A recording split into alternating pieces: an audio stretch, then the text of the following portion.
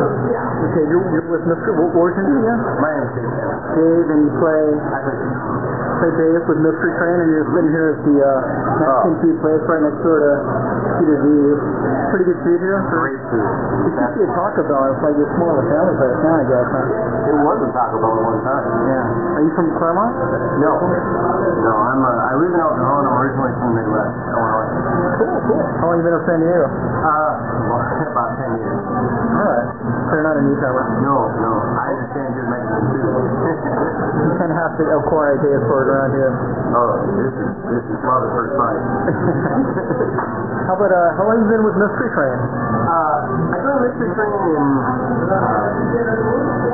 I think it was like January or February of this year. So not too long. Under a year. And how does the night at Peter D. compare to the night that they were doing over at O'Connell's? Well, we still do O'Connell's. Yeah. We do that on Monday nights. Yeah. Peter D. on Wednesday nights. Different crowd? They are different crowd. There's certainly some carryover. Some of our diehard jammers, they show up for just about anything we put up. But yeah, it's a little bit different feel. It's got a smaller stage. It's just two different musicians, but it has a different feel. You guys have a really good setup there. You got a lot of equipment and stuff. Being a karaoke bar, they kind of have limited equipment, so you're able to kind of augment that with your own stuff. You guys do a really good job there. It looks really professional, and it's a good setup. What kind of music do you normally play? I mean, what was your background as a musician before you were with Mystery Train? Were you a blues man, or did you do rock and roll? Well, blues had a start with rock and roll. Rock and roll was all born out of the blues. So, it's how would you put it?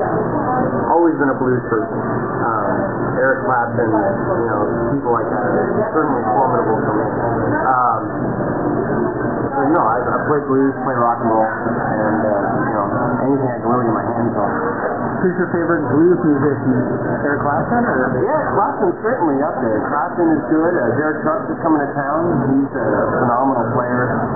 Certainly, Allman Brothers, Jimi Hendrix.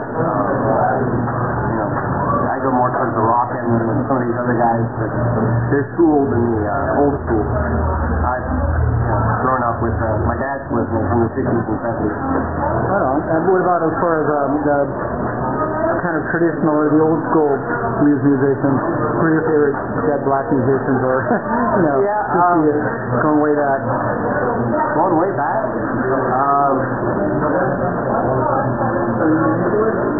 Well, there's a few. It's like, of course, Robert Johnson, but most of the old blues guys, what I like most about them is their approach to music. Not so much the music, because most of the times the recordings are pretty crappy recordings.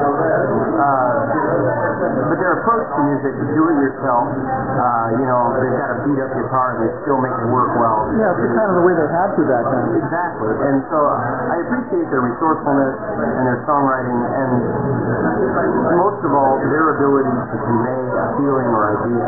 Do you think Robert Johnson really sold his soul to the devil? Just hype. Robert Johnson was different than other guitar players because he broke out of just being a rhythm player. And so I think people were scared. And what people do when they're scared is they make up these huge stories, and sometimes they involve God, the devil, and everything else. And he just sort of played it up. He didn't deny it.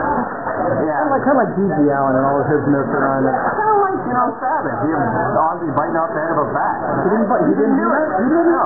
Oh, come on. No. You're breaking my heart, man. This is rumors. Oh, well.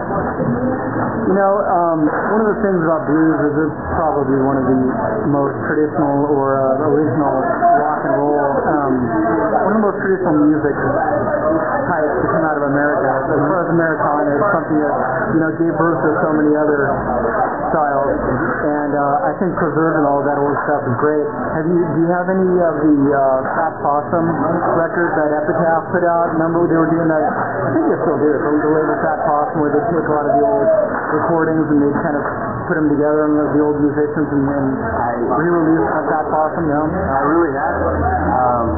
We were doing some pretty good CDs for a while. I'd review a magazine reviewing them, and they just started that label. Great. I don't know if they're still doing it, but.